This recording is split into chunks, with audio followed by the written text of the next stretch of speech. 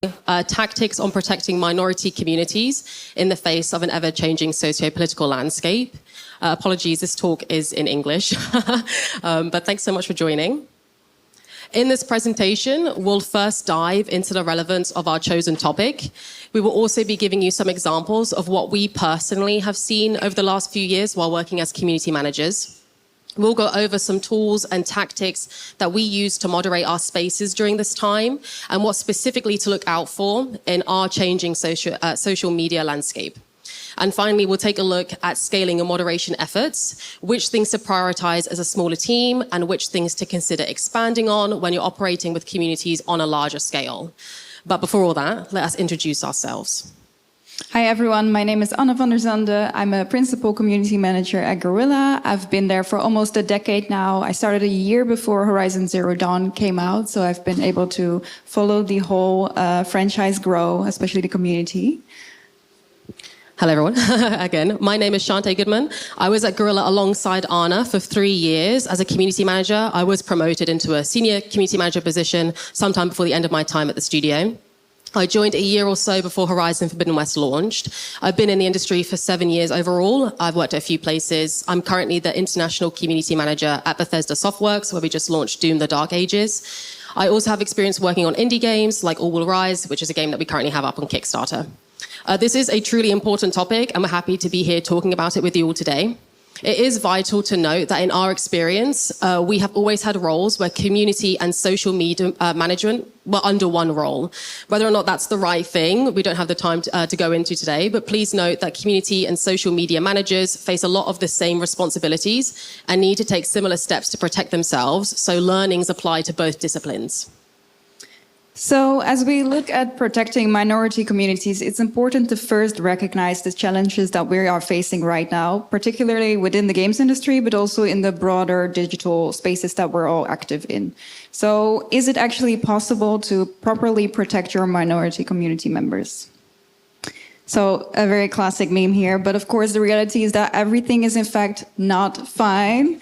We're living in a time of growing instability, politically, socially, economically. We're seeing rising polarization, conflicts, culture wars, lack of trust in institutions, and growing hostility toward marginalized groups across the world. So these issues affect the way that we live, work, and exist, and including in our industry, our communities, and the platforms that we've been using every day. This is not just about what happens out there.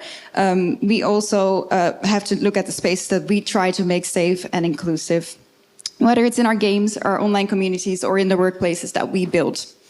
The effects aren't limited to minority communities, however. A toxic environment is harmful for everyone. It damages our mental health, erodes trust in our studios, and eventually it weakens the very communities and industry that we care about so much.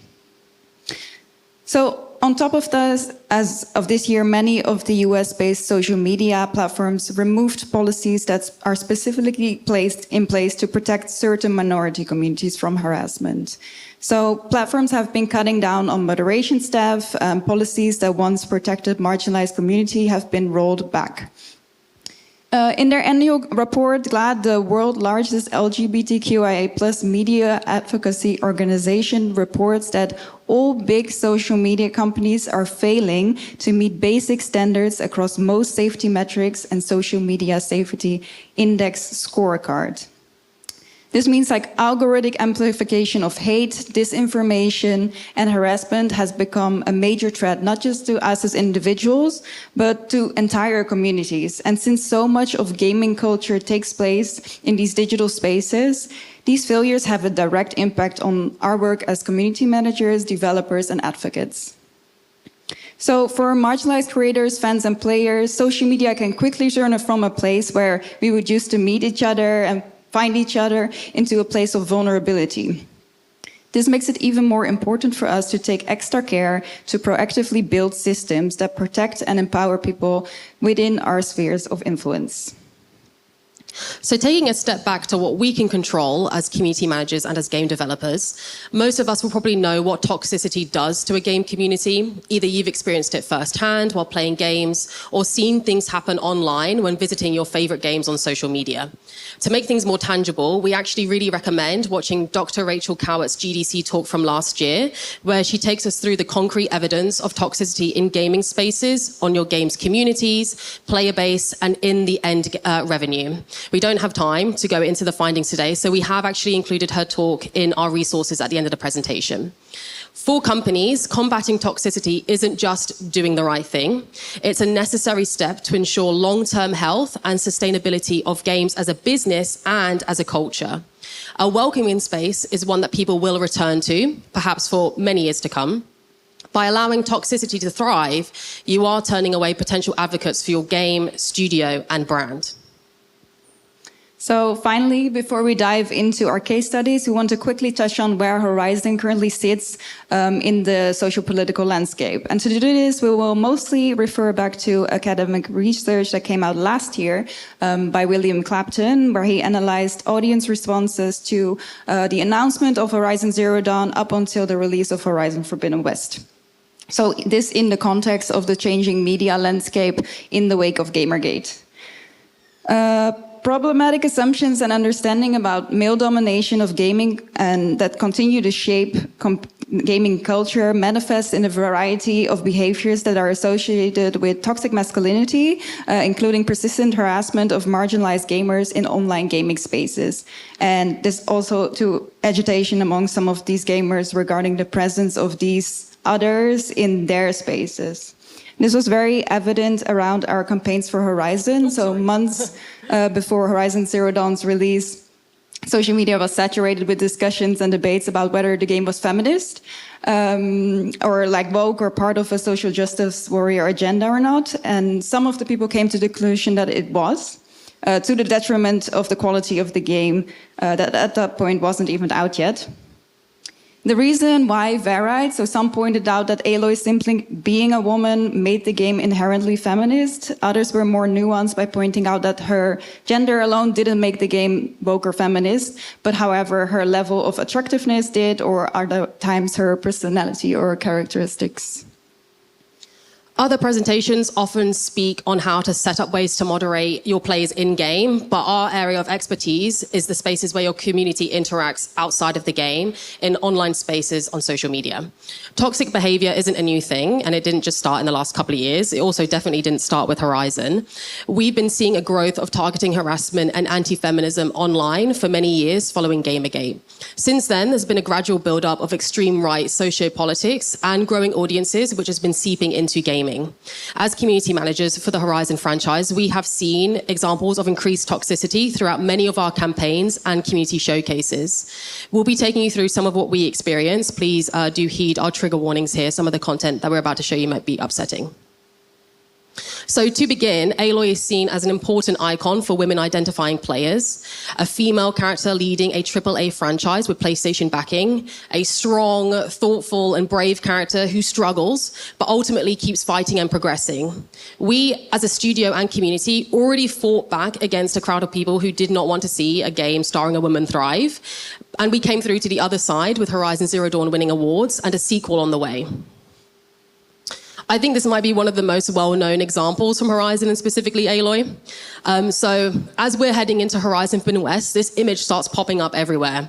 You might actually have seen it applied to your own games, other games. Most recently, we saw this, the so-called yassification of Ciri from the Witcher 4 trailer getting the higher fans treatment.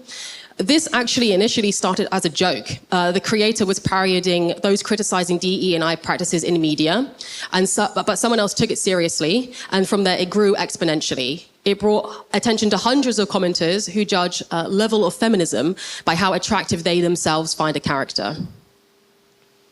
So picture this. The team have been working on the game for years. They've made huge leaps in the visuals, utilizing new technology through cinematics and graphics, updating the game's engine, and creating an updated, more realistic character model actually based on a real person. The excitement in the office was palpable.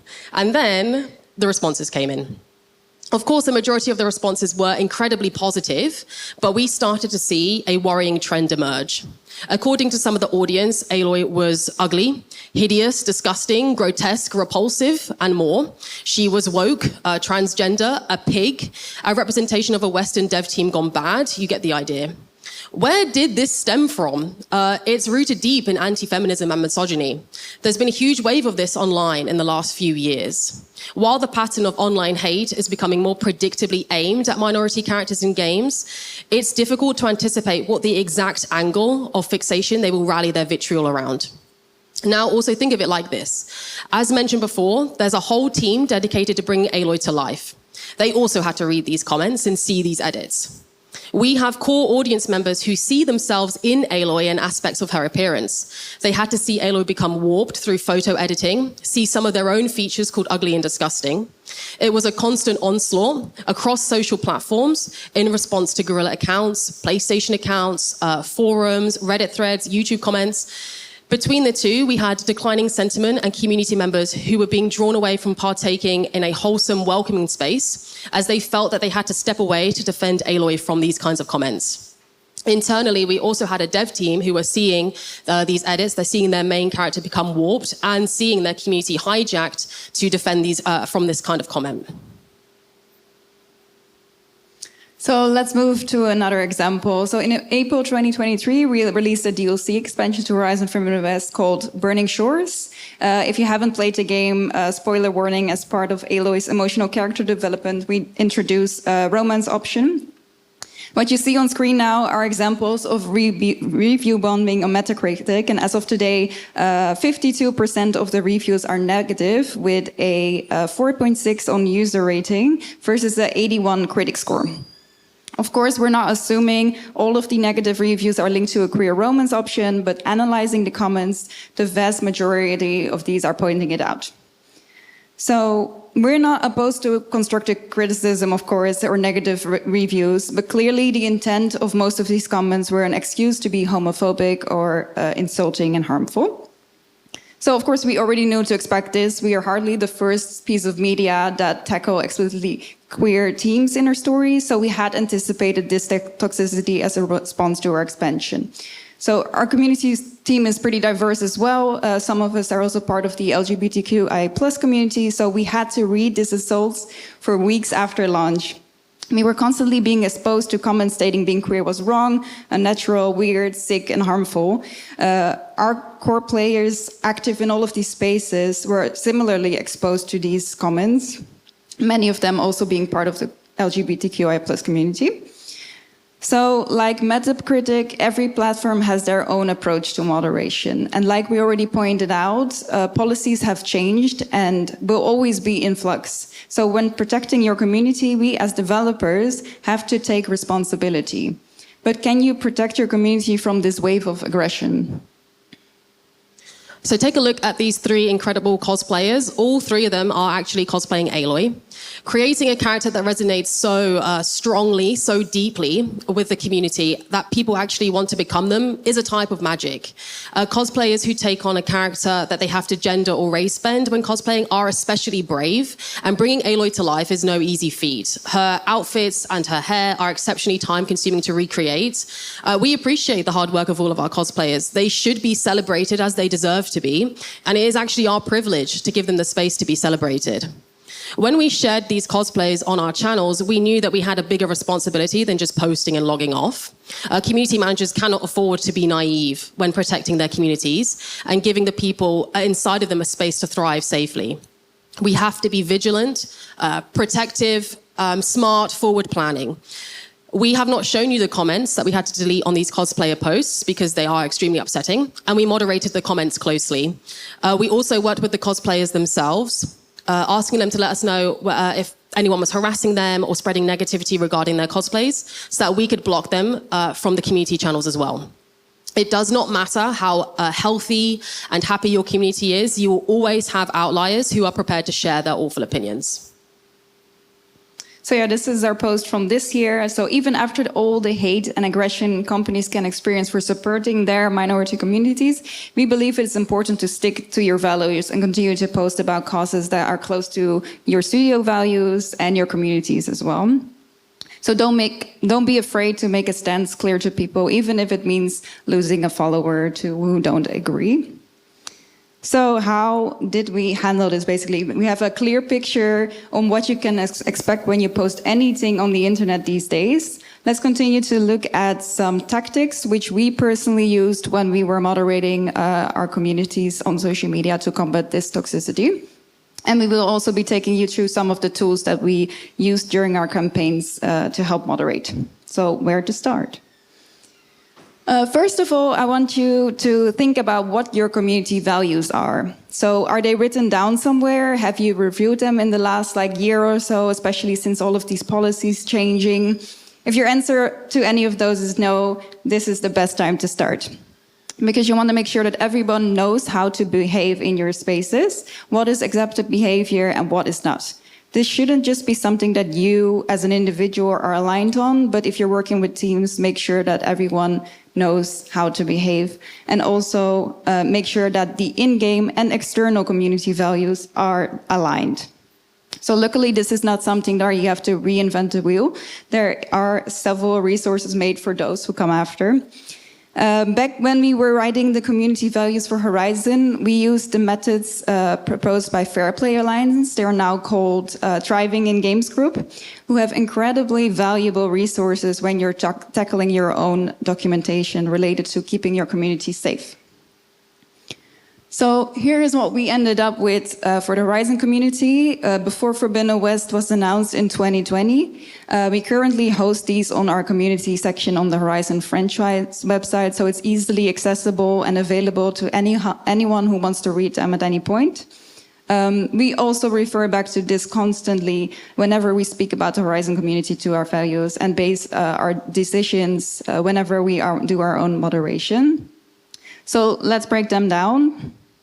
First, off the bat, we center kindness. We choose always be kind as the first and clearest value. That matters because this is not about tone policing or forcing people to be agreeable. We just want to make sure that we have that cultural expectation set and we really value compassion and care.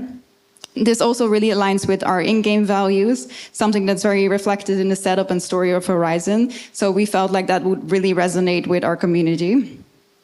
We're also very clear in behavior that is not accepted in our community. So we draw a firm line against harm in any type of form. We don't condone threatening physical harm, racism, homophobia, transphobia, body shaming, or harassment. And we name those things in our values explicitly. That clarity really sends a message. We see you and we will protect you and we will do everything in our power to do when harm occurs. So we also want to make sure that people are still encouraged to have healthy discussions amongst each other and stay open to different opinions. So are these community values perfect? No, not at all.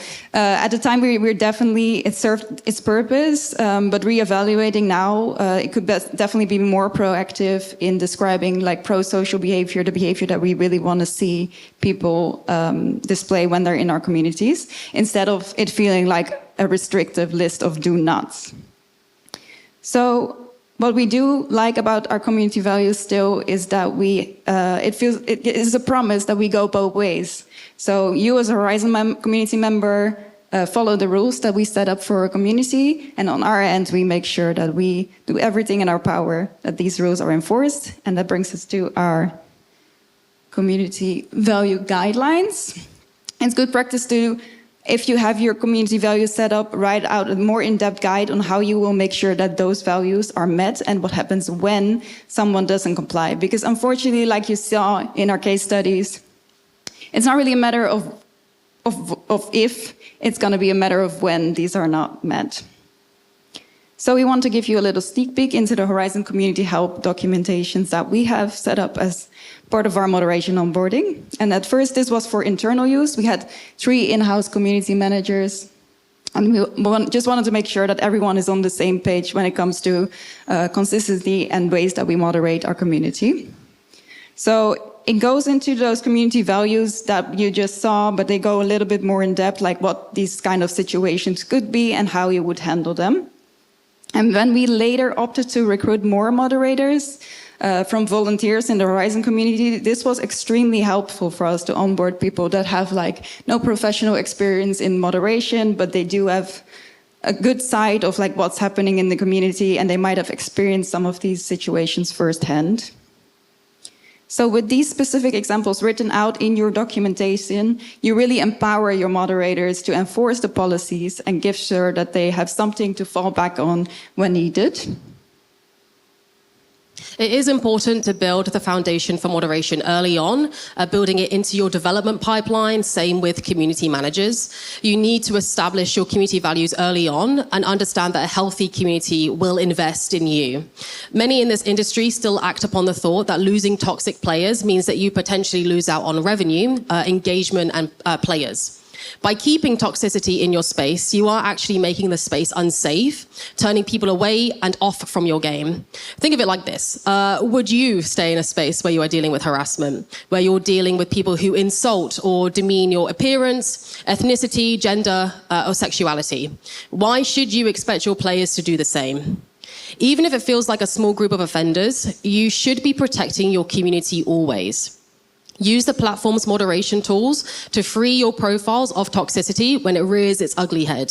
Report, block, mute at will. Advise your community to do the same. Share your community values in easily accessible spaces. Bring a community manager into the fold.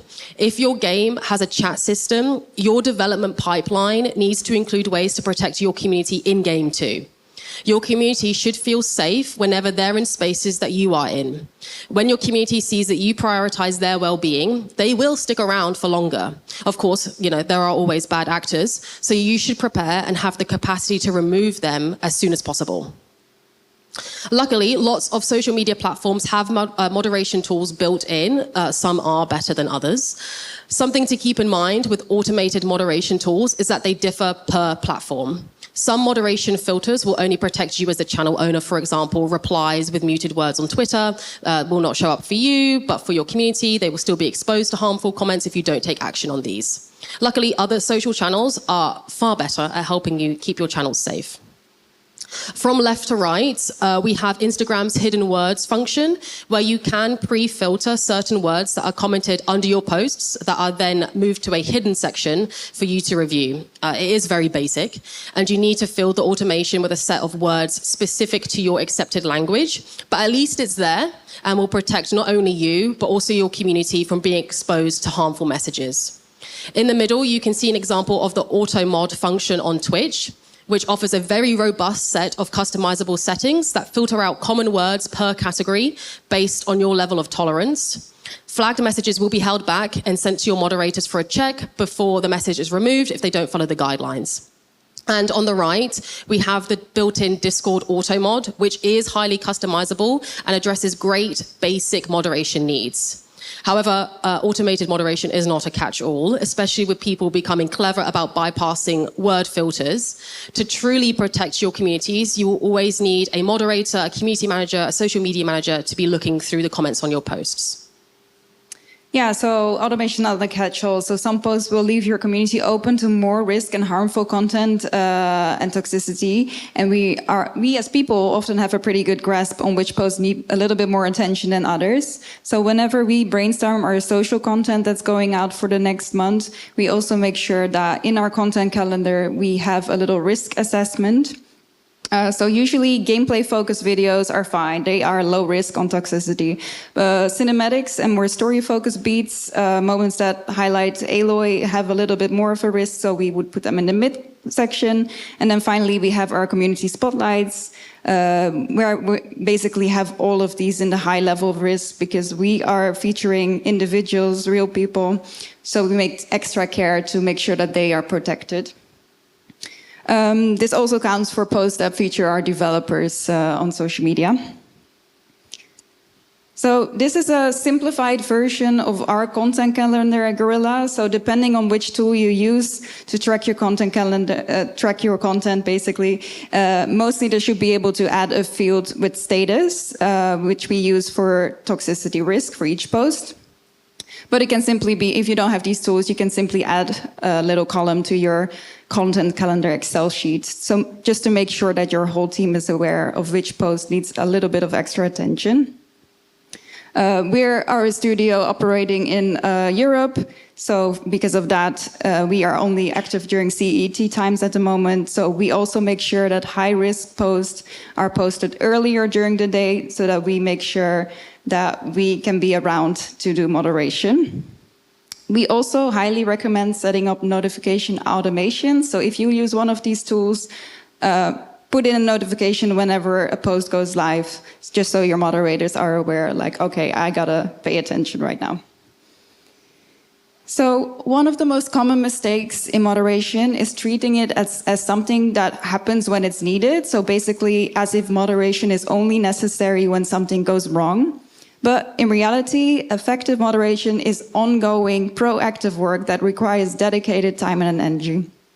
So just as preparing a post on social media takes time and preparation, you should schedule in that time to do your moderation in your calendar, so you protect them when they're live. So this becomes even more important when you're on platforms like Discord, where communication is ongoing, needs constant attention, and this means actively scheduling moderation shifts, assigning responsibility in advance, and ensuring that consistent coverage across time zones and peak activity periods is assured.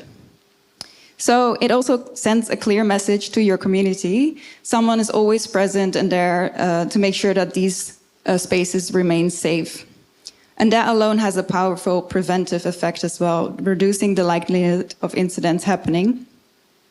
So doing your own risk assessment for each post will help you dedicate specific amounts of time in your calendar to be preoccupied by moderating posts. And this doesn't only help with scheduling your workload, but it also helps checking your emotional load as well, because when moderation work is unscheduled, unpredictable, and constant, it becomes way more emotionally exhausting. So moderators are often the first line of defense against conflict, harassment, and sometimes even like extremely harmful content. That exposure really adds up. So it brings us to... Yeah. Protecting your mental health means that you will retain enough energy to protect others. Your energy levels will waver. Everyone has good and bad days, and it's important to develop the skill to recognize this when it's happening so that you don't burn yourself out. Do not get caught in a cycle of negative feedback, as it does not benefit you or your community. You saw our examples earlier of what we have had to moderate against. We are professional community managers who have many years of experience in the role. This does make a difference to how we can compartmentalize what we read and moderate. However, you cannot expect a volunteer or someone with little professional experience to be able to do the same. It is imperative that you take the correct steps to protect yourself, your fellow community managers and moderators. So these first two bullets go hand in hand. As a community manager or moderator, you should feel comfortable saying no and putting boundaries in place to protect yourself. This could be only moderating for a certain number of hours a day, for example, making sure you switch off your work devices at a certain time. You get the idea. But this will only happen correctly when it is reinforced by your work culture. Your lead or the person you report to needs to at least take partial responsibility for your safety or mental health. Absolutely no job is worth your mental health. When something is not working correctly, please do speak up. The healthiest communities are led by community managers who practice self-care, constructive, healthy patterns of behavior that your community can look to as a guiding light. Unfortunately, you cannot be hypocritical. It is important to practice what you preach. Following your community values like you would expect a community member to is essential. However, we acknowledge that we're using the Horizon franchise as an example, created by a studio with a lot of resources that they can invest into establishing teams. For newer industry members or for people without leads or teams around them, perhaps a solo developer or a really small indie studio, there are thousands of amazing online resources that can help you prepare for the responsibilities of moderation. So we could take a look at Safe in Our World, for example. We do include a link to their channel in our resources at the end. An incredible online resource that is free for you all to visit and learn from. Like, really do not underestimate the importance of taking care of yourself. There's so much at your fingertips with networks of community managers and moderators happy to welcome you in. Mental health charities who can help you understand your boundaries. Initiatives dedicated to protecting your mental health of people in the video game industry. You cannot and absolutely should not feel like you have to put your mental health at jeopardy to be able to do your job. It is critical that you understand this, even if you aren't a community manager or moderator, you're just someone involved in the industry. Of course, we know we're all working with different scales in terms of communities, team sizes, and also budgets. So we wanted to end our talk today with some notes on scaling your moderation efforts. So every one of you has some steps that you can use when leaving this room today. Have we got 10 minutes? Yeah, we're almost finished, don't worry. Yeah. In our tools and tactics, we mostly covered the way that we handled moderation at Guerrilla while I was still there over a year ago. We had 3 in-house community managers and 3 additional volunteer moderators recruited into the community dedicated to Twitch chat whenever we did our live streams. At this point, we did not have an owned Reddit and Discord. These were owned by members of the community and were not officially associated with Guerrilla. So our own spaces that we needed to moderate were Twitter, Instagram, Facebook, and TikTok. These can differ per studio and game. Not every game is suited to being on every platform, and you should choose based on factors such as team size, what support you can give in terms of assets, etc. We had a social media content calendar like you saw, where one of the columns was dedicated to risk. Our Pride posts, International Women's Day posts, and any posts which highlighted and showcased our developers also fell in the high risk category. And we would set time aside in our work schedules for hours after these posts went out, and would check back into them periodically after. There was actually one time where our Pride post from over a year before suddenly received a lot of negativity out of the blue, months and months after the post went out. We made sure to take the time removing these comments and checking back into it for a week or so. We didn't just let that fester. When you're part of a larger publisher or have established communities where volume of incoming messages is higher, you may start to look at more regional-based teams. Examples of companies doing this include CD Projekt Red, Bethesda, and Ubisoft. These teams typically have people who are fluent in both English and another language, are based in that region, and are working in that time zone. It is important to identify if your community is outgrowing your current structure and how you can improve it.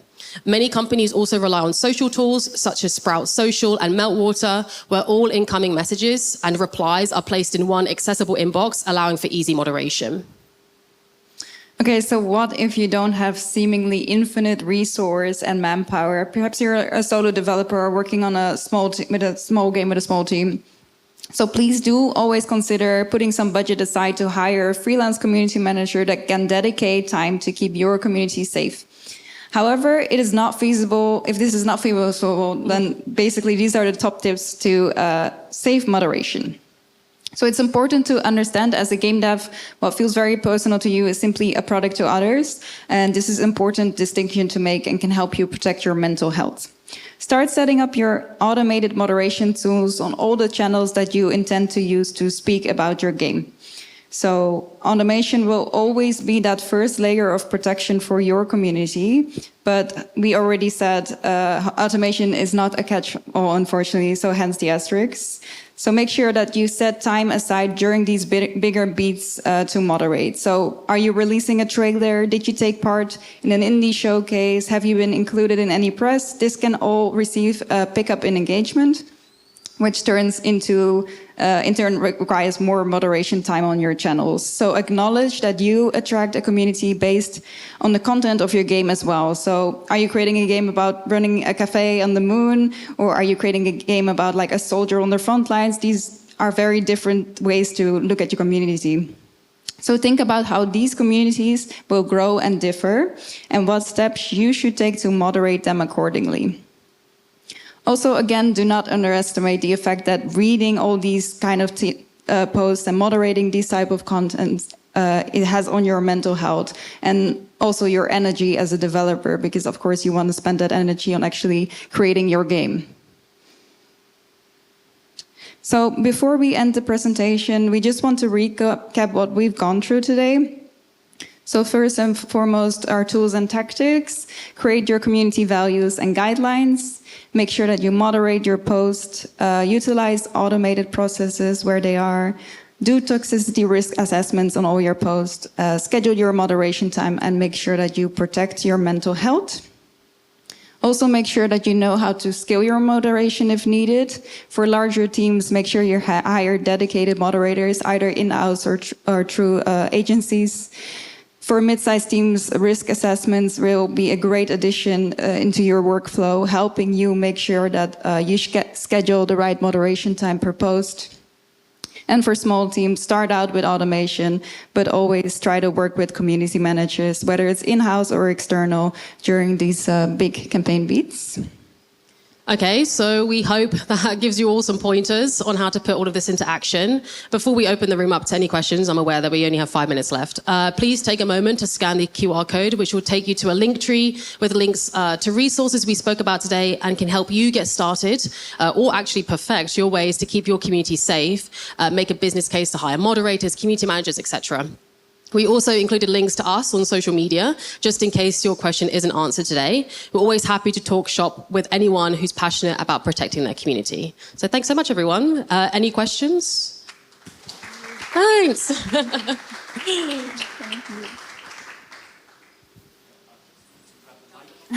Thank you.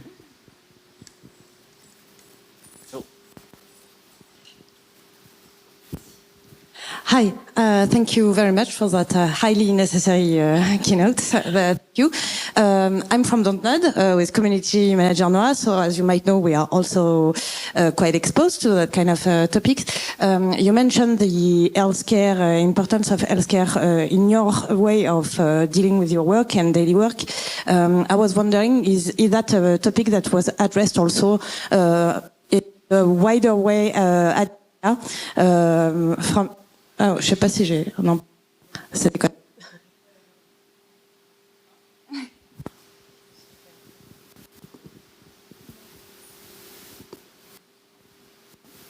No? Ah oui, okay. Yeah, my question basically is that a topic that Guerrilla as a company has addressed also with HR or top management as well. Is that something that you discuss internally and not leaving it to only the community manager team? Thank you. Yeah, for us, it's very much decided by our lead, of course. Our lead finds it very important as well. This came from her as well, usually, that she's the one protecting us. So it's always on a leadership level that we are very supported in terms of like protecting our mental health, like setting these boundaries, making sure that if we have a day like the Pride post going live and we know that we have to moderate a lot that day, that we also take time back to like mentally recover from these kind of days. So it's really like on our level at Guerrilla, at least it's on a lead level, really encouraged and supported. Yeah. Thanks so much for the question as well. But I just wanted to say, if it's like an initiative, International Women's Day, Pride Day, anything that we celebrate on social, we actually do celebrate them inside the studio, or well, they do. I'm not there anymore, but they do celebrate them inside the studio as well. So it is like celebrated across the board. And then through there, we've gained resources over time. You know, we've gone to talks. We've kind of built up the mental fortitude as well to be able to combat those kind of comments online. Thank you.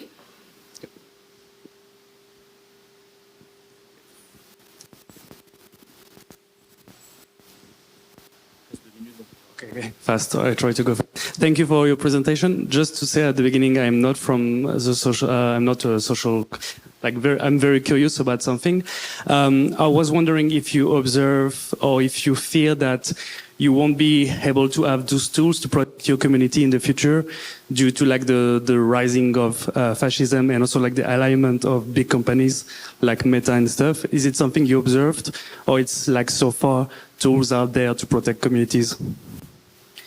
It's definitely rising. Thanks so much for the question. It's definitely rising, and we did see a rise over the years. You know, we're both women as well. We're both gamers. We've seen through Gamergate, social media, the kind of development of the onslaught of these kind of posts that obviously we don't want to see in our community. We try and counteract as much as possible.